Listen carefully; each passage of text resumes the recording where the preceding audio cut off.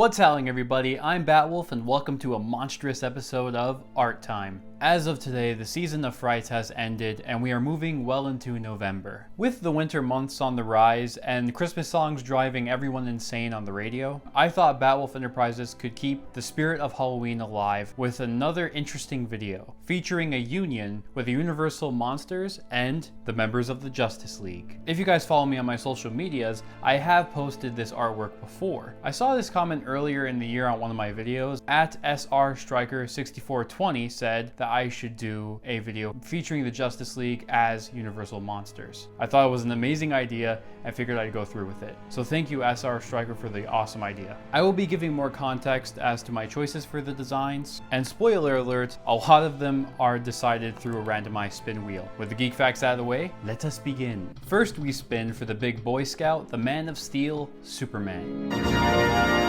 I had hoped for it to land on Dracula because I had a really cool design already in mind. The main concept for this idea is, what if Dracula had used kryptonite to bite into Superman's skin, in the hopes, of course, of turning him into one of his minions. However, he underestimated the Man of Steel's strength. Superman then kills the son of the dragon and takes his place as the Lord of Vampires. My ideas really came down to taking both iconic looks from the Universal Dracula and, of course, the iconic look of Superman and combining those two. One thing I knew for sure is that I didn't want any bright colors, so I didn't want any bright blues and I didn't want any of the yellows, as I thought that it would kind of drift away from the idea of this being a Halloween/vampire thing. I made his Superman symbol into a devilish point, giving him the sort of red eyes that you see in the Castlevania Dracula. By the way, that is my favorite version of Dracula. And of course, giving him a fanged smile and the curl on his hair. Finishing this design with a moon background, it looked amazing. I was really happy with it. I made some adjustments to the chin to make the head not blend in so much with the neck. But I think the real question we all have to ask is how safe we would be if Superman was turned to a vampire. Would he still stand for justice, or would he try to take over the world? Let us look to somebody who has taken on both Dracula and Superman in a fight, and see what the Dark Knight will be paired with.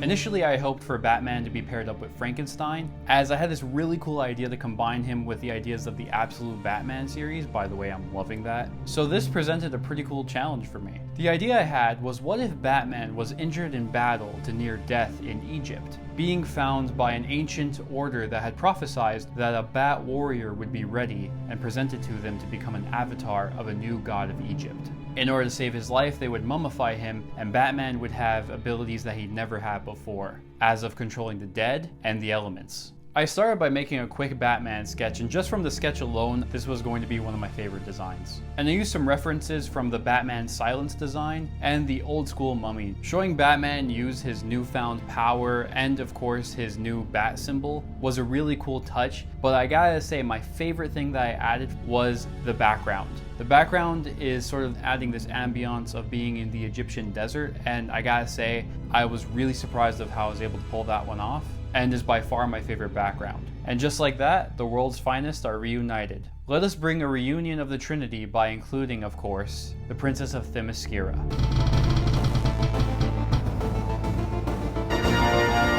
This one was incredibly interesting.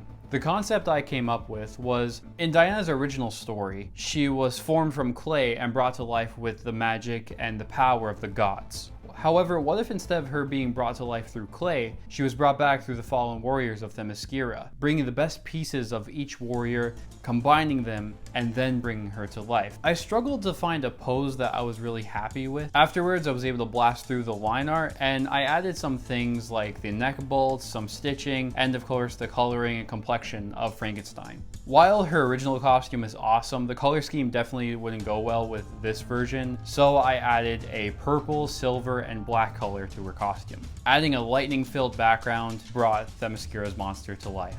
You know, I always felt like Wonder Woman's lineage was just so cool. I mean, I love Greek mythology. The power and the lightning of Zeus, the speed of Hermes. Let's look at a character that is very familiar with both lightning and speed. Of course, I'm referring to the Scarlet Speedster.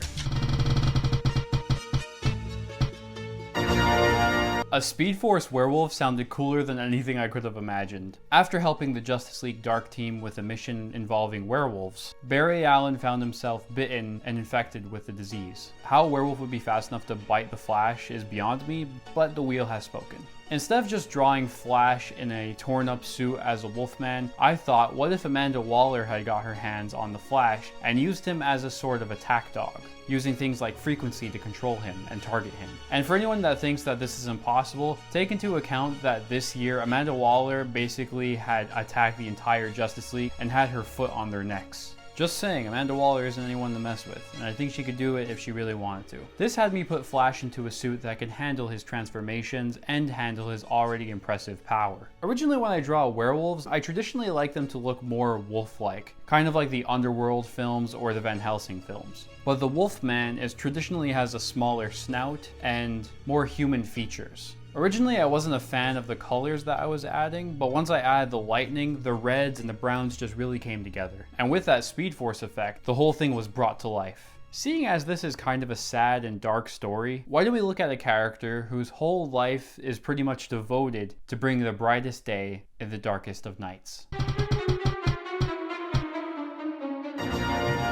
Phantom of the Opera? Never mind, this is going to be a dark one. My ideas for this Hal Jordan was, what if he had lost control of his plane on the day that he was going to get Abinsur's ring? Of course, Hal being Hal, he wasn't afraid of death, but the ring got to him too late and he suffered injuries from the explosion. The ring, of course, brought him to Oa, and the crash caused his mind to be fractured. The other Lanterns did not trust the ring to be in the hands of someone as fragile of a state. He left before they could take away his power and became the Phantom Lantern. For Hal's face, I wanted to make it look like he had these like grooves of scar tissue and things from surviving his injuries. I also knew for sure that I wanted to place the iconic mask on his face and apply a really nice green color to it. A lot of these designs kind of lean more towards the superhero or towards the monster aspect. This one definitely leans heavily into the monster aspect, and once I added that space background, it just really brought those two together. Though this design might be simple, I love how it came out. While this Lantern story has been corrupted, there are plenty of lanterns in the stars, just as there are plenty of fish in the sea.